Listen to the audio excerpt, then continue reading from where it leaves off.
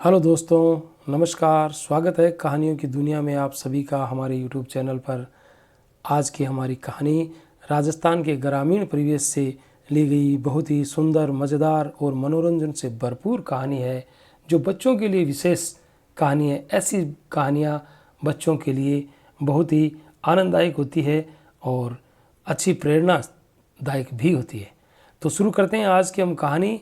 आप 19 तो हम 20। एक था सेठ और एक थी सेठानी। एक शाम को सेठ दुकान से लौटकर खाट पर बैठा विश्राम कर रहा था। तभी सेठानी रसोई घर से बोली, अजी सुनते हो लल्ला के बापू, मेरे मायके से एक नाई खबर लाया है कि वहाँ अकाल पड़ा है, लोग दाने दाने को तरस रहे हैं। उसने ये भी बताया कि मेरे बापू और माँ सूख कर कांटा हो गए हैं। सेठ ने कहा, अब उसमें हम क्या कर सकते हैं, हम भगवान तो है नहीं जो 2-4 बादल बरसा दें। सेठानी को बुरा लगा। वह गरज कर बोली, मैं कहती हूँ आज ही जाओ और एक गाड़ी भरकर वहाँ गेहूँ डालाओ। दूसरा, हमारे वहाँ गाय गोरू की कमी है, साथ में एक गाय भी लेते जाओ। सेठ सोच में पड़ गया। यकायक उसके दिमाग में रोशनी हुई और वह खाट पर से उठ रसोई घर में जाकर बोला, तुम रास्ते के लिए संबल तैयार कर दो, मैं कल मुंह अंधेरे ही चल दूंगा। लल्ला पास खड़ा था, वह भी साथ जाने के लिए तैयार हो गया। सेठ ने तड़के गाड़ी जोती और सेठानी ने गाड़ी में गेहूँ भरे, ठूस ठूस कर भरे। फिर एक लिफाफे में 500 रुपये डालकर वह लिफाफा गेहूँ के ढेर में छिपा दिया। उसने सोचा कि गेहूँ की साथ नगद भी उसके माता पिता को मिल जाएगा। अंत में बैलगाड़ी के साथ एक गाय भी बांध दी। लल्ला लपक कर सेठ के बगल में बैठ गया। गाड़ी चल दी। थोड़ी देर बाद दोराहा आया। एक रास्ता सेठ के ससुराल वाले गांव को जाता था और दूसरा सेठ की बहन के गांव को। गाड़ी ससुराल जाने के बजाय बहन के यहाँ जाने के लिए चल पड़ी। ये देख लल्ला बोल उठा, ये रास्ता तो बुआ जी के गांव का है, मामा जी के गांव का रास्ता पीछे छूट गया है। सेठ ने तुनक कर कहा, बालिश्त भर के बुद्धू, तू क्या जाने कि कौन सा रास्ता सही है और कौन सा गलत है। लल्ला खामोश हो गया। गाड़ी आगे बढ़ती रही। शाम हुई, गाड़ी बहन के गांव पहुंची। वहां भी अकाल पड़ा हुआ था।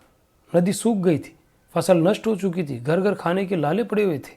भाई को आया देख बहन की खुशी का ठिकाना न रहा। एक तो भैया आए, दूसरे गाड़ी भर गेहूं के साथ एक दुधारू गाय भी लाए। बहन ने फटाफट रोटियां बनाई, सब्जी तैयार की, बेसन के लड्डू बनाए और अपने भैया और लल्ला को खूब मनोहार कर भोजन कराया। बाप बेटा दोनों ठाठ से बहन के घर 2 रोज रहे और तीसरे रोज गाड़ी जोत कर घर वापस आ गए। सेठ को लौटा देख सेठानी ने पूछा, गेहूँ दे आए? मेरे बापू की को गाय कैसी लगी? वहाँ सब ठीक तो है ना? सेठ बोला, मुझे देर हो रही है, मैं दुकान पर जा रहा हूँ, जो भी जानना हो तुम लल्ला से पूछ लेना। सेठ गया तो सेठानी लल्ला की ओर मुड़ी, क्यों रे निगोड़े, तेरे मामा ठीक ठाक तो है ना? लल्ला ने कहा, वहाँ मामा कोई नहीं था। सेठानी बोली, शायद मामा जी किसी काम से बाहर गए होंगे, तेरी मामी तो कुशल है, मंगल है ना? लल्ला ने कहा, लेकिन माँ वहाँ मामी भी तो नहीं थी, वहाँ तो बुआ जी थी, फूफा जी थे, दूसरे लोग भी थे। लल्ला की बात सुनकर सेठानी असली बात समझ गई। मन ही मन सेठानी ने कसम ली, देख लूँगी, सारा सामान अपनी बहन के घर डाल आए, जले पर नमक छिड़कने लल्ला को छोड़ गए। लल्ला के बापू, इसका बदला मैं ज़रूर लूँगी। उसने तुरंत घूंघट काट कर अपना माथा पीटना शुरू कर दिया और वह रोते बिलखते हुए कह रही थी, लुट गई मैं तो तबाह हो गई, गाड़ी भर गेहूँ गए, गाय भी गई, 100 के 5 हरे नोट भी गए, हाय रे लल्ला की बुआ भी गई। आंगन में भीड़ इकट्ठा होने लगी। सब पूछने लगे, सेठानी आपको ये क्या हो गया है, आप क्यों रो रही हैं? सेठानी ने बताया, लल्ला के बापू अपनी बहन के घर एक गाय और गाड़ी भर गेहूँ पहुंचाने गए थे। हाय रे, वहाँ पता चला कि अकाल के कारण उसकी जवान बहन भूखों मरी है और हमारे सिर पर दुख का पहाड़ टूट पड़ा है। धीरे धीरे सारा गांव इकट्ठा हो गया। सब लोग साथ मिलकर रोने और सिर पीटने लगे। जब दुकान पर सेठ को पता चला कि घर में कोहराम मचा है तो वह भी दौड़ता हुआ आया।